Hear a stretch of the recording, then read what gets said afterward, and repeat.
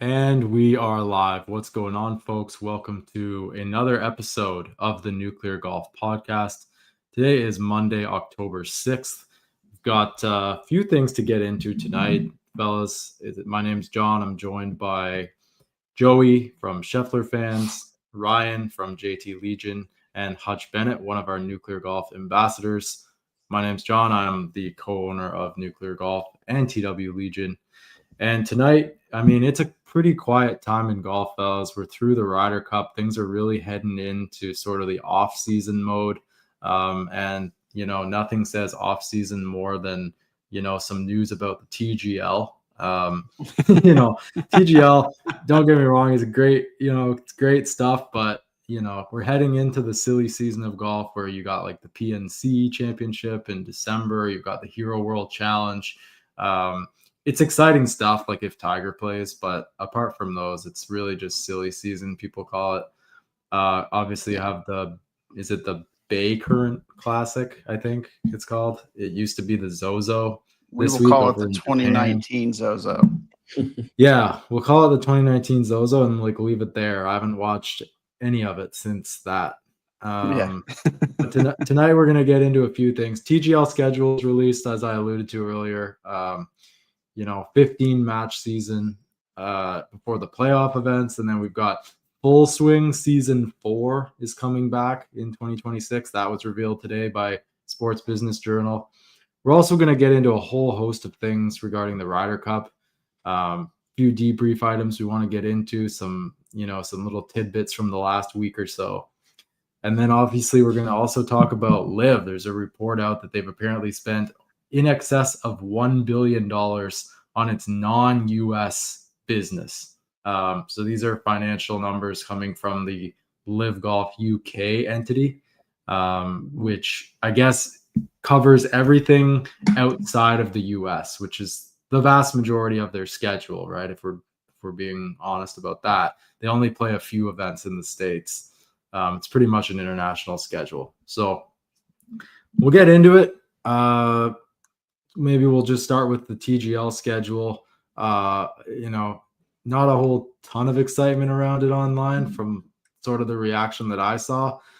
I guess they're starting the TGL season a little bit earlier this year. Like the first game is in late December at 3 p.m. and it's like during the Christmas holidays, kind of before New Year.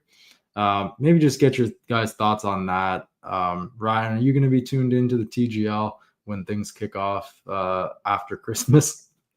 I probably will be if Atlanta Drive is playing with JT, and I'll probably definitely be following that. But I mean, I kind of think it's one of those things like, you're in the middle of the NFL season, so is this the best business decision? But also it's kind of like some mindless TV watching, some golf watching, some simulator golf watching in the slow time when a lot of people are off work. A lot of people take the week of Christmas through the week of New Year's, like that whole week, they take it off. So I kind of think that might be their play. It's just to try to gain some audience from people who don't have much going on. But if Atlanta Drive's not playing, I'm probably not tuning into those matches, to be honest. They are. Well, they're playing. They're playing, right? Yeah, they're the 28th, and it's a wild decision because that's week 17 of the NFL season. So the week before the last week, and it's in the 1 o'clock window. So like I could understand it. I'm taking a quick look at the NFL schedule for that day, for the 28th, because it's Christmas. There's 3 Christmas Day games now for the NFL. So, and then there's 5 games on Saturday. So you're looking at Sunday, which is the day the TGL is. There's 1, 2, 3. There's 7 games total. Okay. There is 1 game in the 4 o'clock window. 1 game. There are 5 games in the 1 o'clock window. So maybe they're kind of catching a little bit of the overlap. I don't understand why they wouldn't just start it at 4:30 or whatever, and then kind of hope that you're not really competing against all these other games that are happening at the same time. But just nonetheless, a very interesting decision to do it in the week before the last week of which in a lot of ways, like they wrap up a lot of divisions in that week. And then week 18 is really the time to do it because you got people resting starters and things like that. Like I don't quite understand it, but hey, Atlanta Drive's playing, so I'm an Atlanta guy. Let's go. Joey, it's New York Golf Club versus Atlanta Drive, 3 p.m. on December 28th. That's their first game of the season. This is actually one of the matches that they kind of didn't really have much success with last season. It was one of those like weird 3 p.m. games like during the middle of a week, if you guys remember that. Yeah, I think they did like 3 matches that day or something like that. Yeah, Yeah. exactly. And those matches did not perform well, like over TV ratings wise. So yeah, they're trying to mix it up. Like they're doing something different as well with one on January 2nd. January 2nd, LA Golf Club versus Boston Common. They're trying to capitalize on the Christmas holiday, New Year's kind of vibes, right? Hoping people are at home with their families, just throw it on, something to watch, while everybody's around the TV. I think that's kind of the approach they're taking. But let's go through the rest of the schedule real quick. One that a lot of people may have circled on their calendar is January 13th. And that is when we will probably see Tiger Woods. New York Golf Club versus Jupiter Links. TGL put out a press release today, essentially alluding to the fact that Tiger will be playing. They basically said like Tiger returns to action on January 13th. So I expect he'll be swinging it by that point,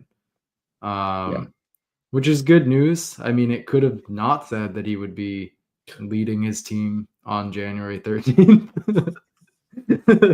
Just looking for anything. Could have put like an asterisk on it, like health permitting or whatever. Yeah. We don't really have a whole lot there in terms of his health. Some other dates. January 20th, LA Golf Club plays Jupiter Links. So like the following Tuesday after Tiger's first match. And then Jupiter Links also plays February 2nd versus Atlanta Drive.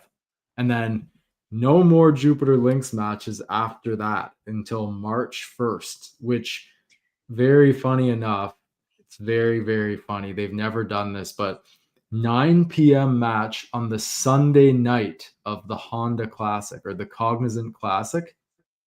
Like, some guys are in some guys are in Florida for that, obviously. A lot of Florida guys in itself play on the TGL, but Sunday night of the Cognizant Classic, we've got a Jupiter Links versus Boston. So pretty safe to rule out Tiger from the Cognizant Classic.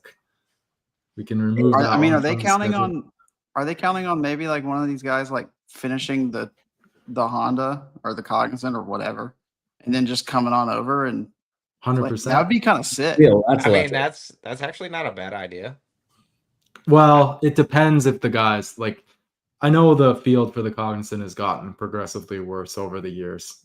Like it isn't what it used to be, right? Like I know Shane Lowry was essentially the headliner the last few.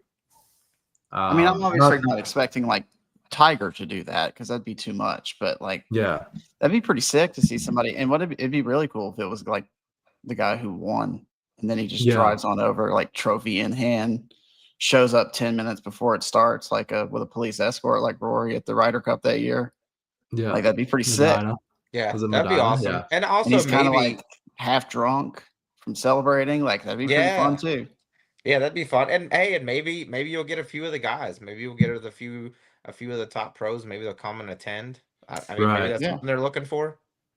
Yeah, I feel like I feel like I might be wrong. I feel like with TGL, you're not. I guess more of like it's on later tonight, I'll watch it thing. Like I'm not penciling anything in on a calendar for like, this matchup. I mean, other than when Tiger's playing, it's kind of just like you see it on Instagram or something like that, like day before or day of. You're like, oh, that's right. I'll tune into that tomorrow. But like, I think they kind of know that. I don't think they're trying to draw a bunch of like eyeballs with releasing the schedule being like, this isn't like the NFL where like right when the schedule's released, you go, whoa, look at week 10. We've got some like absurd conference matchups. Like they know they're not going to get that. So I think it's just like very grain of salt. And I do like that they're trying to mix some different stuff in with like the Cognizant and maybe, tease Tiger around a little bit because they do need to kind of get, especially thrown in that weird week 17 spot. I don't know if there's strategy involved there, but they do need to kind of just throw some excitement at it. Like you got to push something. So I'm curious to see if they'll add any extra tidbits or, some drama just to try to get people enticed to tune in, at least in the first couple matches. Yeah, there's one match that they try to really hype up, and it's the Jupiter Lynx versus Boston Common. It's Tiger versus Rory, essentially. It is what Boston's it going is, head to fellas. head. Yeah, the two owners of the TGL. Yeah. So, Yeah. it is what it is. That's March 1st at 9 p.m. I guess we can call that one more of like a prime time match. That's probably the biggest match of the TGL season. And Joey, maybe you can sharpen your pencil a little bit more if they come up with this. If they come up with this Texas team with Scotty and Jordan and Willie and whoever else, like maybe you'll pencil it in a little bit more. Pencil will be sharpened. Now we're talking. My ears. Yeah, fellas. I mean, it is what it is. Like I've said, they announced a Detroit golf club, right? Motor City Golf Club, I think it is called, last year. I think a lot of people were under the impression that it was coming this year, but it's not. It's not coming until 2027. So the rumors of the Dallas expansion, that might be something for like 2028. If they're only adding one team at a time, I think they would have already announced that there would be an expansion club for next season, right?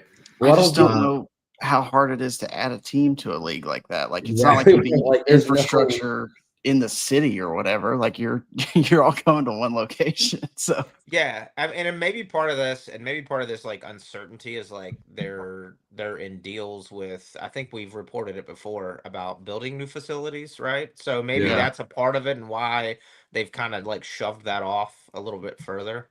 Right. It's possible. They're figuring out how much money they have to throw at Scotty Scheffler to get him to participate. Is really what they're doing. Hey, he gets bored of winning, so maybe he's got to change it up every now and then. Just hop on the simulator. All right. More news. Netflix is expected to bring back the golf series Full Swing for a 4th season in 2026. Sources anticipate a 6-episode season. That's courtesy of Josh Carpenter over on X. He does a lot of business news reporting for the Sports Business Journal. This is the 4th time around for Full Swing. Viewership's obviously dropped year over year for the last few years, I think. First year, they crushed a lot of records, I think, on Netflix, and it kind of went head to head with the Formula One Drive to Survive series. That was kind of the entire premise of the show, to get new people engaged in the game and bring new eyeballs to golf. But it really feels to me like the last few seasons, at least, have just been kind of for more of the diehard golf fan. Like, I don't know if the episodes in recent years have been necessarily attracting new people to the game. Right? Would you guys agree? Like, it's more so just about the ins and outs of a little bit of behind the scenes when, various things were happening throughout the season. Yeah, I'd agree. If they can pile in some Ryder Cup, that would be a big deal. I don't know if it's too late for that. I don't know what their taping process is, but man, if they could get some of the behind the scenes and some of the stuff that we don't know with that would be awesome. Like some of the stuff that we're probably going to talk about here with the Ryder Cup, like that would be pretty awesome. Yeah, there's just a small paragraph in this article. Sports Business Journal didn't learn a release date, but prior seasons have been available in February or March. Themes around season 4 likely will center on the Ryder Cup or the changing of the guard at the PGA Tour, with the new CEO Brian Rolapp now on board. It's not clear if cameras followed any live golfers as they did in the first season. Sources said the plan is for a 6-episode season. Seasons 1 and 2 had 8 episodes, while season 3 had 7. And then he said viewership has declined gradually. Netflix reported season 3 had 4.1 million views. Season 2 had 4.8 million and 28.5 million hours watched. The first season accrued 53 million hours watched. So quite the drop off. Season 1 to season 2 basically dropped like 40 or 45% in terms of hours watched of the show. A lot of people were into the first season when it was announced.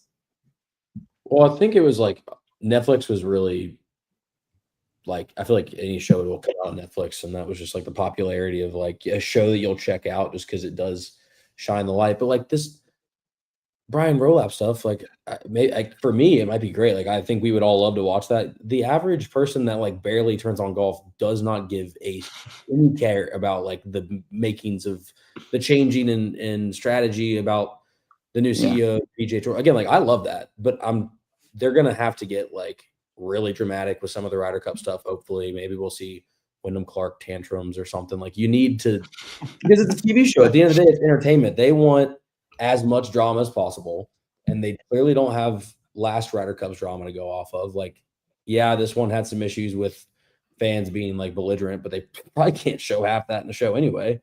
So like they're gonna have to just like pull drama out of a rather, I don't want to say dramaless season. Like the Rory stuff earlier on in the season should be good, but like your Scotty just goes out and wins half the tournaments with as little expression as possible. So like, I mean, I'm sure for them, there's a lot of angles they're trying to take, but I can see like kind of as the seasons go, it's just harder to keep up with consistent new drama. Like it's just hard.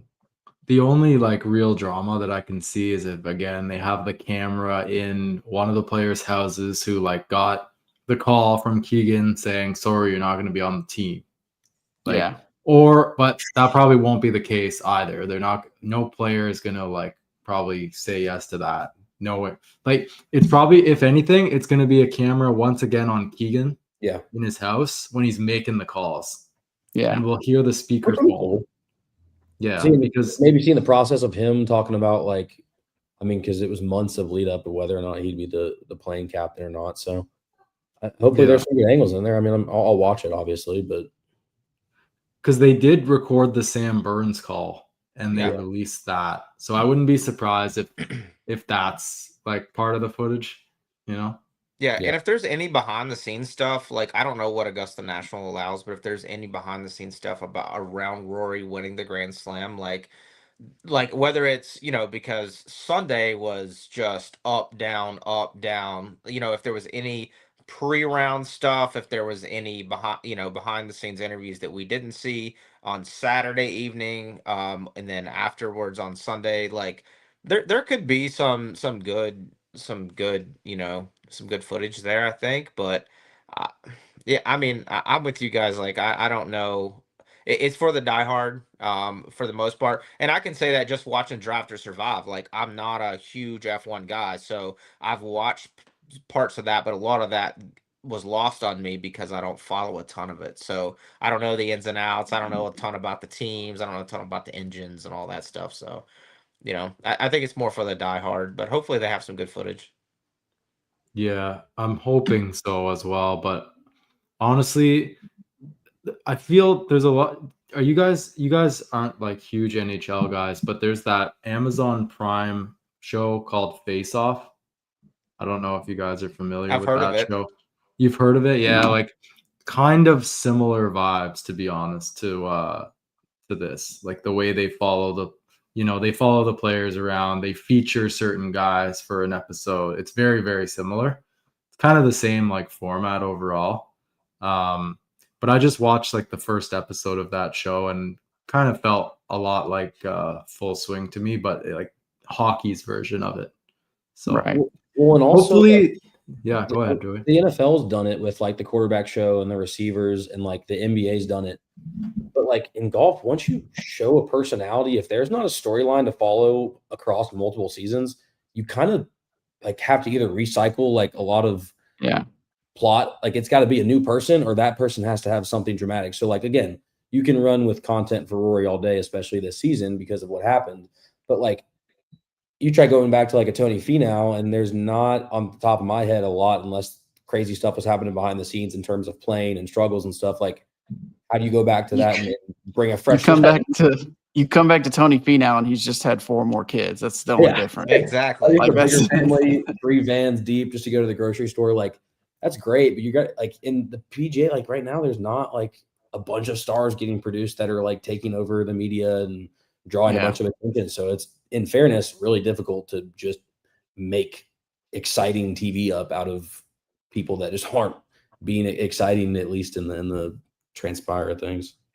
Yeah. Yeah. I mean, it's kind of been the Scotty and the Rory show this year. Let's be honest. Like outside of the Ryder Cup, like that's what it's been. So, I mean, you can exploit that as much as you want to, but I don't know how much more outside of us golf nerds. Like, I don't know how much you're going to get out of it, right? You can only get so much juice out of that.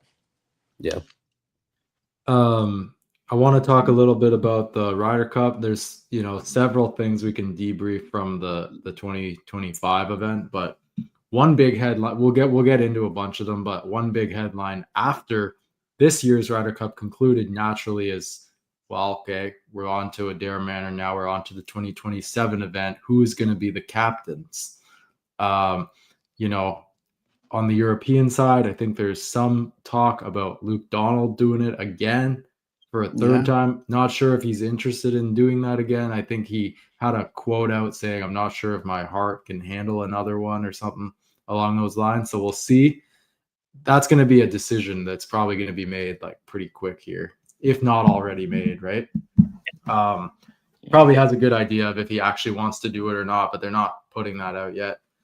On the US side, I mean, originally the talk, remember when like Tiger was rumored to be the captain for Bethpage, like before Keegan was announced, and then a bunch of stuff happened like with the live negotiations, and then he said, I don't have time, right? I mean, we're kind of back at that point again. Like, I feel like the expectation is that it is Tiger, but it's up to him if he actually wants to do it or not. And if he doesn't, there's a long list of other guys that could be, putting their hat in the ring. What are your guys' thoughts on Tiger? Is this his time to do it, or do you think that his turn should not come on foreign soil? I mean, I'll just say that I think so much of this has to do with the venue and the owner of the venue, which is his good friend, JP McManus, right? Like, so that's where I draw the connection. But I don't. I mean, we need to get back on the board for the red, white, and blue. Like, and I mean, I kind of feel like this is a natural place for him to do it. But I can also see Stuart Sink. I can also see other guys that we can mention here. But I just feel like that connection between those two guys is kind of the reason that I feel like it would be more, that it's going to happen this time around. But I don't know. What do you guys think? I mean, I'm not even going to go that deep with it. Like the stuff you're saying makes a ton of sense about his friend and, owning the course and all that stuff. It's to me ultimately, and I think John's kind of on the same page and Joey probably is too. And you probably are as well, Ryan. Like, whenever Tiger decides that he wants to do it, that's when it's going to happen. Like, I don't think anybody's telling him no, right? Like, if he called up and said, hey, I want to be the captain this time, like, okay. Like, that's just when it is. So it's really going to come down to, I mean, I don't know if he wants to try to give this thing like one more run as a player. You know what I'm saying? Like, if he wants to do that, then he probably is going to try to focus all of his attention on doing that. And maybe does do the debut on home soil. Who knows? But I think that ultimately it's just going to be whenever he decides to do it. I don't see Tiger giving it a run as a player. I think that ship is kind of, it is what it is. Like, it's possible for sure. Anything could happen. I just don't think that's on his mind. No, I think Hutch was saying, like, he's talking about like playing again, right? Like not being a playing captain. Yeah, no, not playing on the Ryder Cup. I'm talking about like playing professional golf. Yeah. Okay. Like if he wants to focus on like trying to give it one more run as a player, trying to play 10 events a year or whatever. If he wants to try to really focus on that versus all that goes into being in the Ryder Cup, because there's plenty of time for him to captain the Ryder Cup team. Yeah, I can see him doing that's all I'm saying. 229, but 27 so quick because like that would need to, like, if he's going to do 27, it would be because this year he just finally commits to the fact that he's like my body just can't keep recovering. Like I'm not going to be able to play competitively, and I think he's so athletic and so driven, and we already have talked about it on a couple episodes. Like, he's clearly angling to still try to go play competitive professional golf. So I can't see him getting through the next season saying, hey, that went well. Why don't I go ahead and throw a Ryder Cup captaincy in there too and just make I think it's just going to either be like it'd have to be really drastic for him to be 2027. Again, Ryan, I like what you were saying about reasons why, but I can't see him making a turnaround that fast. One name that's been thrown as a consideration for Ryder Cup captain is Justin Leonard, and that is from Brandel Chambly. You guys fired up for a Justin Leonard captaincy? You lost me at Brandel Chambly. Yeah, I mean, the guys that have been mentioned, Justin Leonard, Stuart Sink, like, I'm not saying that they're not worthy. I couldn't get fired up. Like, I wasn't fired up for a Zach Johnson captaincy. I was way more fired up for this Keegan captaincy with other aspects involved too, but just his natural personality. So, I mean, I don't know, like, throw a name at me that I'm excited about other than Tiger Woods. Yeah, we have a quote. Stuart Sink was speaking from the Furyk and Friends event on the Champions Tour. He said, "Heck yeah, I'm interested in being the Ryder Cup captain. I would love to. I'd love to represent the United States and the players, take some of the experience that I've got and apply it. Hopefully try to get this thing turned around. Feels like the Ryder Cup has been like a European party for about 15 years now or more. I'd like to change that." So Stuart Sink throwing his hat in the ring. He would like to be the Ryder Cup captain. We'll see. In fairness, so would everybody else. Like, I don't think anyone. Quick show of hands. Who has shanked a wedge in front of Stuart Sink in their life before? You just did? Me? Yeah, it was just me. Never mind. Wow, one of us. One of the more embarrassing moments of my life. So, Sports Illustrated's Bob Herrig reports that a Tiger Woods captaincy at the 2027 Ryder Cup would be complicated. What does that mean? Well, yeah, it basically says what we discussed already. Like, Tiger Woods will almost certainly be offered the position as the next captain, with plenty of questions surrounding such an appointment in the aftermath. Does he even want the job? Is he capable of doing it in this climate? Can he make a decision sooner rather than later? I mean, you can't tell me that he hasn't been thinking about it for a while now already if he wants to do it. So I think we'll find out pretty soon, to be honest, who the captain will be. They usually get the announcement going pretty quick, do they not? They want to turn the page to the next one, right? Yeah. So yeah, I think we'll find out sooner than later. I think he's got to do it on U.S. soil. I feel like that's so much. Not only the timing, 29 just makes more sense. It's a little further out, but like depending on how the next one goes, like if presumably you go lose, in Europe, it's like Tiger's like your last ditch effort. You're like, well, people have been talking about it since Team USA lost last week. The USA's got to get some sort of consistency going. Like you need to get some guys in the assistant captain role that are also going to like be more visible during Ryder Cup, that people are like, okay, I want him to be the next captain. Like I get you can only do so much about the players because that's just season by season and some of it's out of your control. But like it feels like we just go to a bingo ball every 2 years and just rattle it up and just let's throw out whoever. I mean, I know there's strategy behind it, but like Europe's just locked right now and they've got so many guys that they can go with that have great chemistry already and all that stuff's built up. And the USA has guys, but they're like nowhere near the consistency and relationships that Team Europe has. And you're looking at, to your point, Joey, like the next 3 U.S. sites are Hazeltine, Olympic Club, and then Congressional. And that's taking you through 2037. Yeah. So, like, you'll be on your 3rd back surgery by then. Like, we're going to be. Yeah. We start number 1 tomorrow, baby. Phil Mickelson is one guy who's kind of poured cold water on the idea that he might be considered for the captaincy.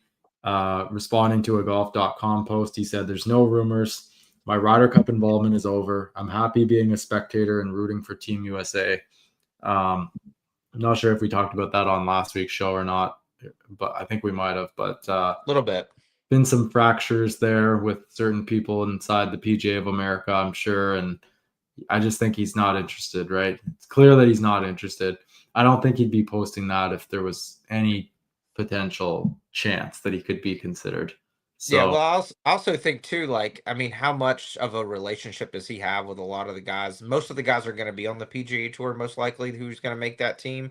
I would, you could, even if the dynamic changes in the world of golf, like you're still going to have a ton of guys, and I don't know how many bridges have been burnt there. I don't know the behind the scenes of their actual personal relationships, but I think the buy-in from the team would probably not be there, would be my guess. And I think he knows that. I think that's Right. why he said that. Okay. Well, co-owner Brent says he would like a Tiger Woods captaincy and a Mickelson vice captain.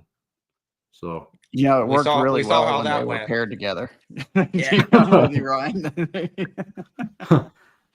There you go, Ryan. We're on the same wavelength. Joey was probably in diapers when that happened. yeah, for sure. John too, for that matter. There we got some young boys around here. Yeah. I mean, that Hal Sutton decision really turned out well. All right. While we're on the topic of 2027, we also have a prominent live golfer who said that they would be, excited about playing on the team in 2027 at Adair Manor, and it's live golf star Dustin Johnson. Yeah. He said, quote, he would love to make the team and compete in Ireland. I'd love to. He said, I wanted to be there at Bethpage. I just need to play a bit better and I can be there for Adair. I finally feel like I have my game coming back into form. I've got a lot more confidence in it and I'm starting to swing it well again. Dustin Johnson. Not sure how old DJ is, but still got the 42, game at certain something like points that. for sure, but he's definitely had a little bit rougher of a year. Is DJ someone that you think will be looking towards the team in a year or two, or not? I mean, he's kind of set on some of his I think it was maybe one of the Grant Horvat YouTube episodes. He kind of alluded to like, hey, I'm just here to kind of finish out the next few years, and then that's kind of it. Like, Yeah. I mean, and this is no knock on DJ. I freaking love DJ. I wish I could see him every week if he playing against the best guys. Right? I'm not an avid live watcher as Hutch is. But at the same time, he's kind of spoke to like I'm a little checked out. It doesn't mean he's given up. It doesn't mean he doesn't practice. It doesn't mean that he doesn't care. No. It's just kind of like, hey, I've He done my thing. The quote you're talking about, in one of them, and I heard him say it, like he was asked something along the lines of, where do you see yourself in 10 years in golf? And he said, if I'm still playing golf in 10 years, something has gone horribly wrong. Like, so, but in saying that, like, two things can be true, right? Like he can say that and say like, I've got a heart out at 50 years old. I looked it up. He's 41 years old right now. So he could say he has a heart out at 50 years old or whatever, and like, I'm done. Doesn't mean that he can't give it his all until he gets there. And then two, like, he would be far from the first one to say like, I'm going to retire at, like, how many musicians do you hear say, I'm going to retire at 35? And then like, we're back. We're just making new albums. Same thing with pro athletes. Like, I'm going to retire. I'm going to retire. I saw earlier today, like, LeBron's teasing that he's going to retire tomorrow or announces his last season or whatever. That's till his other son comes out and then he gets drafted by I can't take these predetermined retirement announcements seriously. I just can't. In fairness, show me you're gone. Depending on when you ask me, I have had disgustingly opposite opinions about how long I'll play golf. Like, you asked me, I had a bad time. Yeah, I'm never playing golf ever again. I threw in my last day. DJ is playing well right now. I go get hot and around. I probably am going to put my shoe in for the amateur next year. Like, I'm going to try. Yeah. Well, I mean, you're talking to a guy that loves golf, and that you give him a glimpse of him making the Ryder Cup. He's going to be fired up about it. And to his credit, like, he has been playing better lately. Yeah.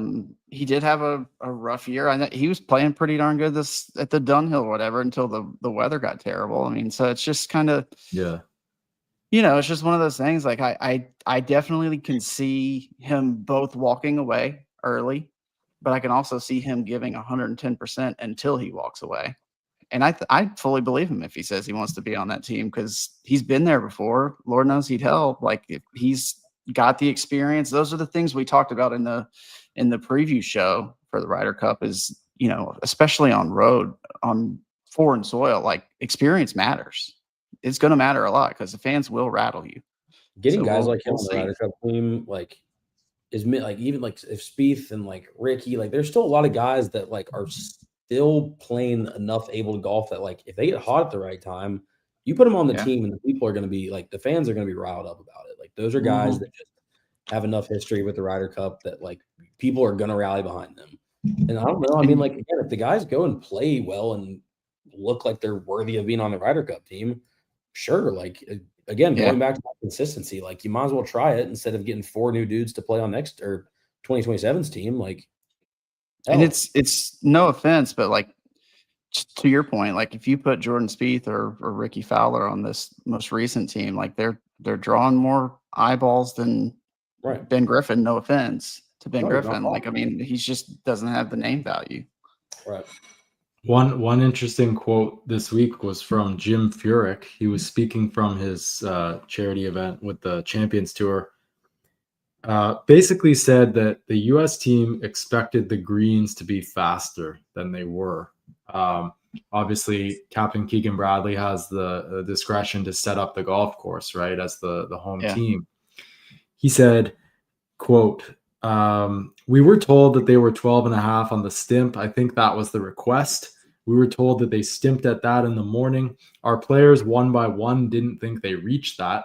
He said, I didn't have a stimp in my hand to actually confirm it, nor was I allowed to hit a putt as a vice captain. That's a rule, so I can't tell you because I didn't get to hit a putt. Guys had a hard time getting putts to the hole, and it did appear to be a little gluey. I think the request was always there to set the golf course up with less rough, but I think also believing that the greens would be firmer. Went on to say he knows they got some rain. That was probably an issue. It's not how we were looking at the golf course, he said. So is this Jim Furyk just complaining a little bit too much after the fact, or is this legit issue? The U.S. team had requested the greens to be firmer. Jim Furyk feels that the players thought that it didn't live up to the speeds that they were hoping for. I think this is another instance that both things can be true, right? Yeah. They got a ton of rain, and what are you going to do? You can only, I don't know that Bethpage has sub air being a public course. My guess is that they don't. So that's one thing. But at the same time, this is where, again, both things can be true. European players had no issue getting the putt to the hole. So that's where I throw that out the window because they all played the same course. But Keegan's response afterwards were, yes, I would have loved it to play a little firmer. But what are you going to do about all that rain in the middle of the week and leading up? I mean, this is a both thing here, but I don't like the excuse making part of it. Well, it's irrelevant for that reason because it's there. Like you said, Europe clearly figured it out. These guys are pretty good golfers. Again, I know that the USA team would favor shorter rough and faster greens, but like, again, most of these Europe guys play in the US all the time on some of these courses. Yeah. Like, you are plenty inept and skilled to adapt like they did. Like, they had no issue being able to figure out the speeds after maybe 4 or 5 greens. And it wasn't like it was one day that got caught up being slow. If you're going to say the whole tournament they were slow, these guys get paid millions of dollars a year to go figure out, hey, let's adjust our speed a little bit. So again, I don't think he was making an excuse. I'm sure it's just kind of a tidbit that got ran with. And I mean, we're talking about it, so we're making something of it. But like, there's no valid excuse within there to say, oh, we thought the greens would have been faster. Well, after the first 6 holes, you learned they weren't. So then adjust now. Don't complain after. Yeah. All right. There's many other things we could touch on with the Ryder Cup. We could talk about it all day. Not even going to get into the Don Ray or Dan Ray, the PGA of America. The whole, like, he was singing, after the Saturday when the abuse was being hurled at Rory and whatever. Essentially, after all that, PGA of America apparently formally apologized to Erica and Rory McIlroy for the behavior of some fans. Again, we've talked about this extensively. It only takes 1 or 2 or 3 or 4 or 5 or even 10 or 15 bad apples in the crowd to have to ruin it for, the 99.9% of people who just go to the event, enjoy it, have a few beverages, eat some hot dogs and hamburgers, and enjoy the golf. It only takes a few people to ruin it for everybody else, and that's probably the case here. I think there was quite a few bad apples, probably. But in saying that, there's a report out from the Telegraph that says Team Europe was ready to just abandon the Ryder Cup. Apparently, they were going to stop playing if the abuse didn't calm down, or if a security plan was not implemented to significantly alter the course of the behavior of the fans. Do you guys think anything Everybody of that, just or is that just spell it with me? SAWFT. Soft. Would they get a half a point if they sat out? Would they get a half a point? I mean, they could just probably sit out. They could have sat out Right. everybody. That was their strategy. They could have ran with that and probably had a good leg to stand. They on. literally could have sat out Sunday. Like, If they would have legitimately. quit, that's the good God. I can't take that seriously because that's. I don't think I soft. believe it all, to be Yeah. honest. That I they think off- that's a storyline that got ran with, right? Like, because like let's be honest, for the most part, everything was directed at Rory. Like that, I mean, some Shane stuff too, and there were some funny comments and some stuff that I'm trying not to laugh out loud. But for the most part, it wasn't Rosie, it wasn't Sepp Straka, it wasn't anybody else that was getting the brunt of it. So I don't buy it. I'm sorry, I don't buy that. Yeah, they weren't ever going to hold out. If anything, it was getting them more riled up. But I'm sure a statement was made that was, look, if you don't do something about security, we're going to just not play, which was never the case. But they were like, oh, you're going to hold out? It's cool, like, because I mean, they're I get it. They're backing their quote unquote leader, like Rory's the head of that team, essentially, right? Like he's the main guy. So they're backing him in theory. I would have liked to have seen it come to the point where they're like, all right, it's put up or shut up time. Let's see. You serious about it or not? And just see what happens. Because it's just talk. I hope that they had the full swing cameras there for that, and that was just a storyline for the show. Like, I mean, because it sounds like a great storyline for the show. But we'll see, I guess, when they start putting previews out. Yeah, we will see. I want to talk a little bit about this report out from the Financial Times regarding Live Golf. So we've got our Live guy Hutch here with his Sunday red on to break it all down. So the Financial Times reports that Live Golf's UK entity, which we also know that their UK entity is responsible for running all of, it's not just the tournament in the UK. Like, it's all of the events outside of the US. That's our understanding, which is the bulk of the business, if we're being honest. Like, few events in the US, as we said off the top, but the majority of this is an international schedule. They're playing all around the world. So Financial Times reports they lost $461 million in 2024, $395 million in 2023, and $243 million in the 18 months ending 2022, totaling over $1 billion in losses since inception, according to accounts filed at the UK Companies House this week. Live Golf's UK revenue, or this UK entity, for 2024 was nearly $65 million. So you see these numbers and you think, what the hell? How can they continue to run their business? Well, the reality, guys, is that this PIF, Sovereign Wealth Fund, literally has 1.2 trillion. Yeah. I just never an issue at all. This was a tax write-off, people. Yeah. This is all this was. Yeah. It's like, oh man, I went to the local fair and a $20 bill fell out of my pocket. Right. Whoops. Did I just say trillion? I meant billion. 1.2 billion.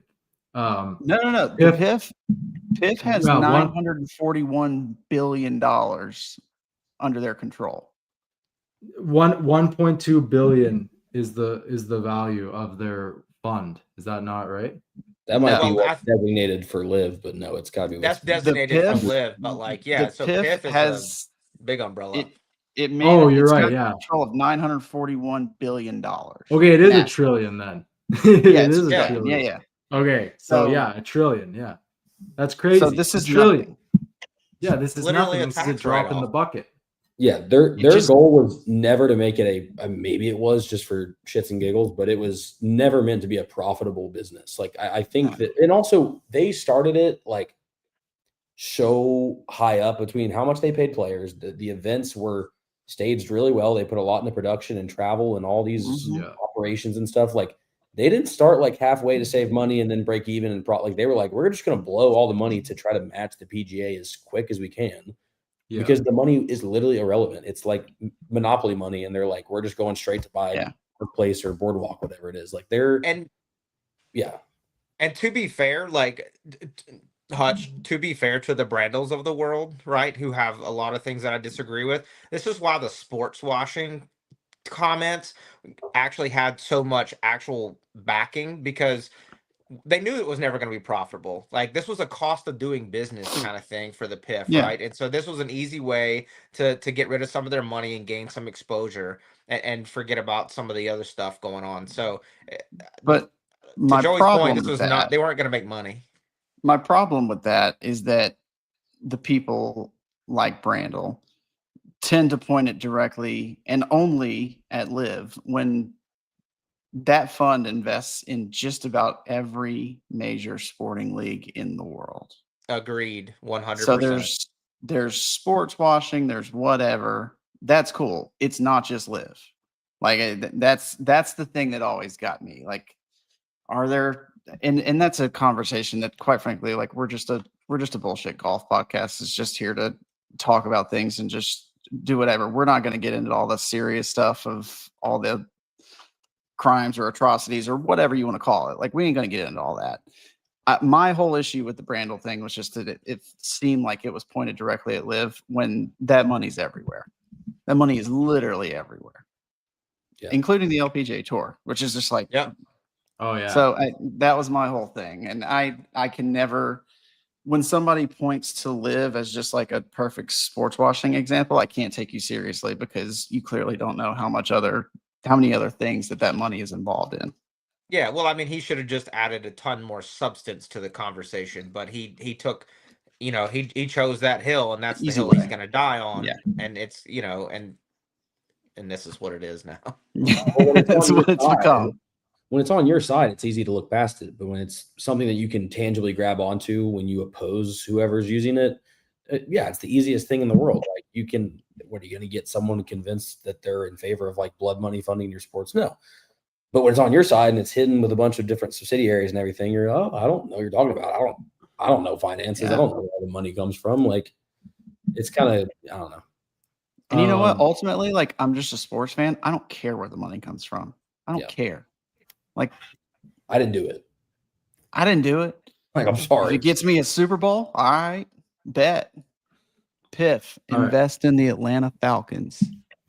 And fellas, before we move forward to the Bay Current Classic, we did have some quotes from outgoing CEO Greg Norman, former CEO Greg Norman, I should say. It's been gone for a little bit now. Did an exclusive interview. His time with Liv has officially ended. He's not in any role. He's not even in an advisory role anymore. He said, quote, to Golf Digest Australia, "I enjoyed my time at Liv, but I'll be honest with you, it was hard. It was very draining on me. I was working 100-hour work weeks. What hurt me the most was the lack of understanding on why people would judge me and give me the abuse that they did. That was the thing that bothered me most, because I'm the type of guy who will happily sit down and talk about things, and if I'm wrong, I'll admit I'm wrong. But don't judge me. Don't judge what Liv was truly all about." He also went on to say that Phil Mickelson, Ian Poulter, and Lee Westwood were some of the players that expressed the most thanks to him. Well, I mean, it makes sense, right? They were kind of the ones who were going in early back in 2022, but it was Greg Norman that kind of lured them in and got them these big signing bonuses, right, to join the league. Yeah. Greg Norman, rumored to have been making $50 million per year before, when he was like the commissioner of the league and then the CEO. I don't know if that got reduced, but he was essentially the front man, right, of the league when it launched. They needed their guy to kind of spearhead the entire thing, and that was Greg Norman. He always wanted to do a world tour. He wanted to shake up the golf world. Tried before, didn't work out. But just, what are your guys' thoughts? Greg Norman,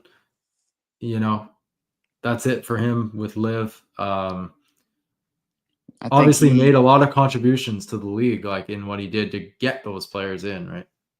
Yeah, I mean, his name value, especially at the beginning, was a big deal. it kind of became an issue towards the end of his tenure I know we've talked about it before with the framework stuff where you got people like Tiger and Rory just flat out saying there can be no deal if Greg Norman's involved or whatever. So, I mean, at that point, like it was natural that he was always going to exit at some point, but you can't deny, as far as the league itself goes, like you can't deny what he brought to it, especially at the jump.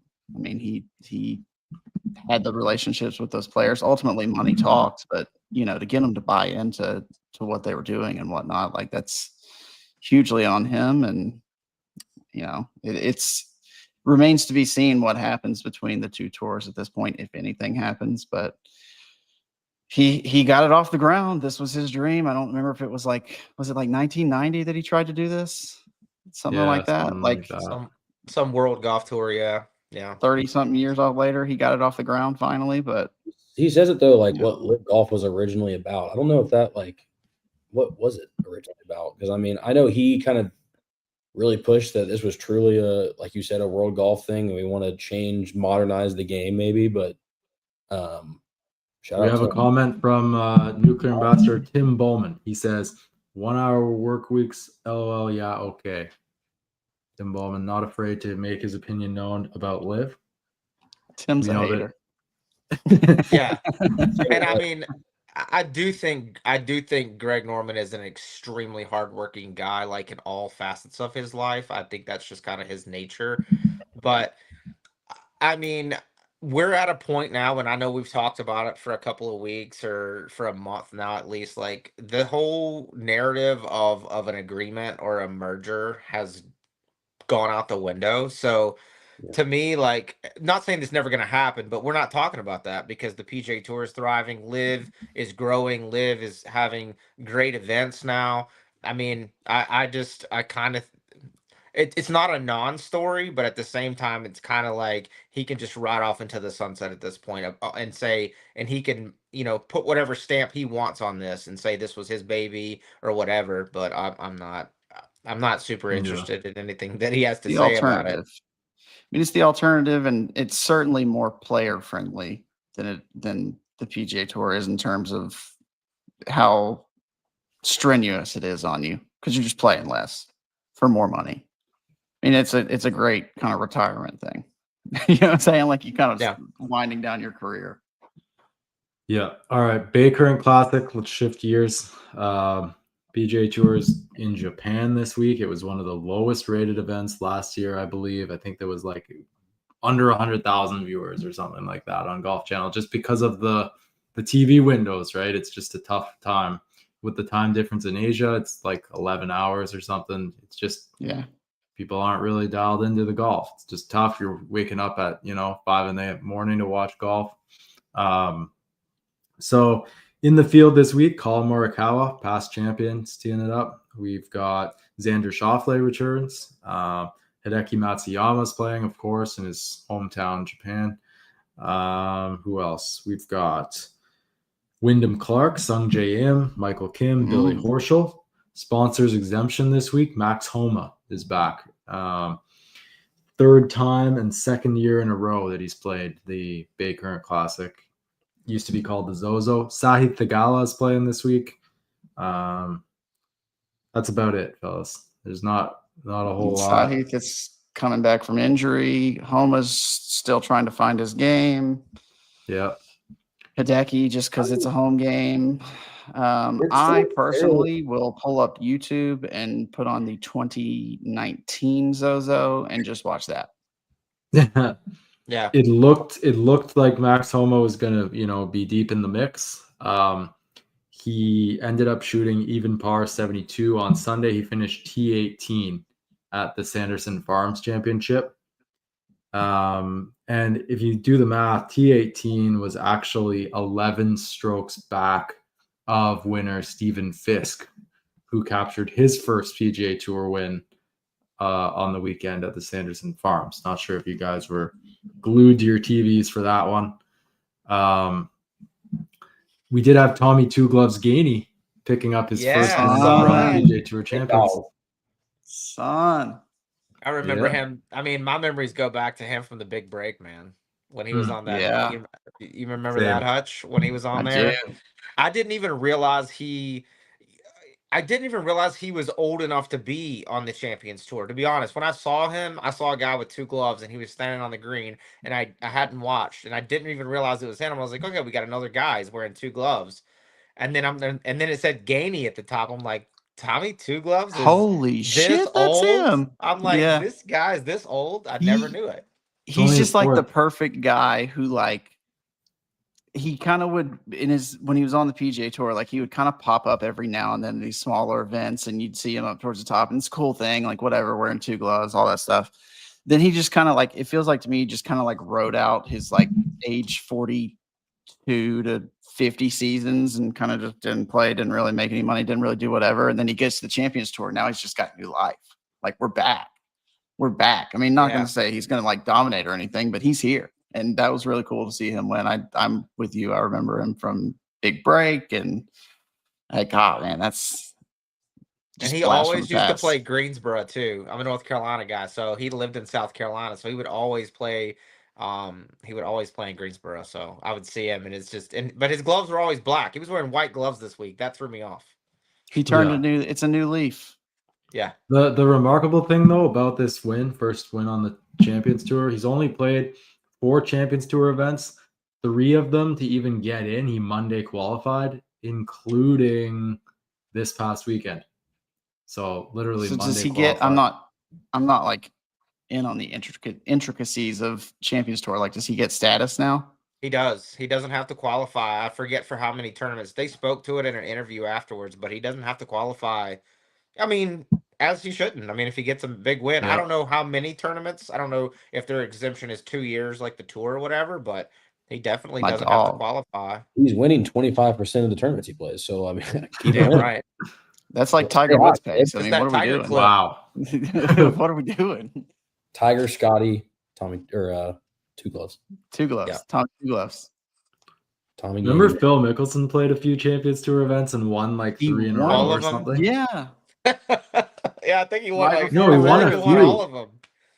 He It was was whipping weird. around on a cart, just having a good time. Like, Yeah. that could have been fun. If Liv hadn't started and he didn't get that bag, like that could have been real fun.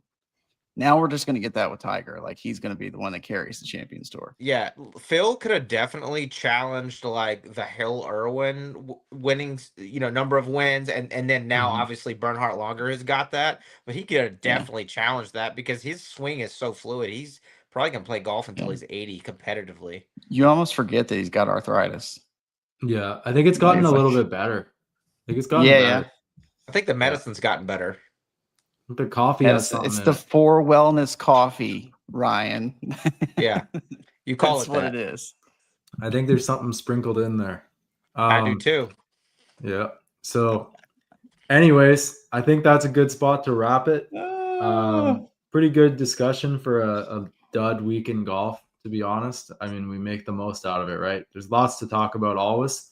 We will be back next Monday for our usual show. Actually, will we be back? I might have a conflict next Monday, but we'll see. These fellas will be on for that show for sure. So next Monday at 8:30 p.m. We will see you guys there. As always, you can find us on Apple Podcasts, Spotify, Amazon Music. We're live on X, live on YouTube during the show. If you guys can subscribe to our show, leave a review for our show, we would greatly appreciate it. We're just trying to grow this thing here, especially over the next few weeks into the off season and into 2026. We appreciate everyone's support. Thank you guys so much for listening, watching, listening, tuning in, whatever it is. We will see you all on the next episode of the Nuclear Golf Podcast. Signing off. Later.